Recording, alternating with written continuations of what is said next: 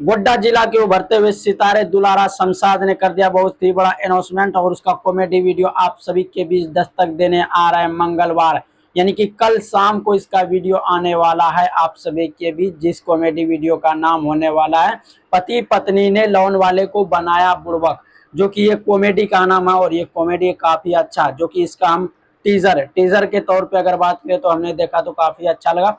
पूरा एडिट करके पूरा पूरा जो है डब करके इसको रखा गया और इसको बहुत ही जल्द आप सभी के बीच रिलीज किया जाएगा।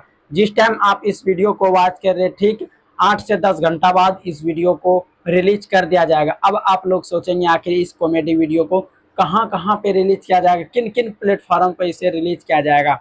तो आप लोग को बता देना चाहेंगे, सबसे पहले इसको रिलीज किया जाएगा यूट्यूब चैनल, जहाँ पे दुलारा शमशाद के नाम से चैनल का नाम है, वहाँ पे इसको रिलीज किया जाएगा।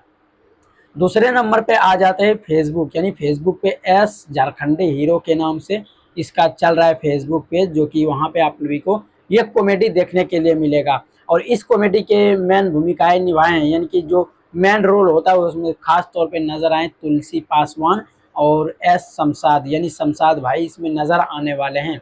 तो आप सभी इसे जाके प्यार सपोर्ट जरूर दीजिएगा।